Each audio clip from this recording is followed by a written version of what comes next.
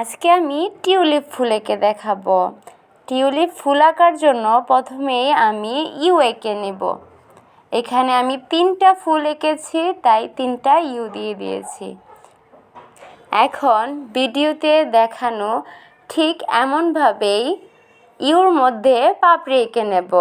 পাপড়ি আঁকা শেষ হলে 3টা ফুলের 3টা ঢাল এঁকে নিলাম।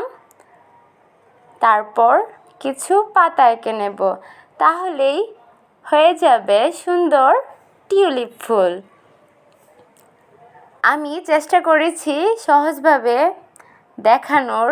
যদি ভালো লেগে থাকে তাহলে অবশ্যই আমার ভিডিওটিতে লাইক, কমেন্ট, শেয়ার করে আমার পাশে থাকবেন। নিত্য নতুন এরকম সুন্দর ও সহজ ড্রয়িং ভিডিও পেতে চাইলে অবশ্যই আমার পেজটি ফলো করতে ভুলবেন না। এতক্ষণ আমার ভিডিওটি দেখবার জন্য সকলকে অসংখ্য ধন্যবাদ।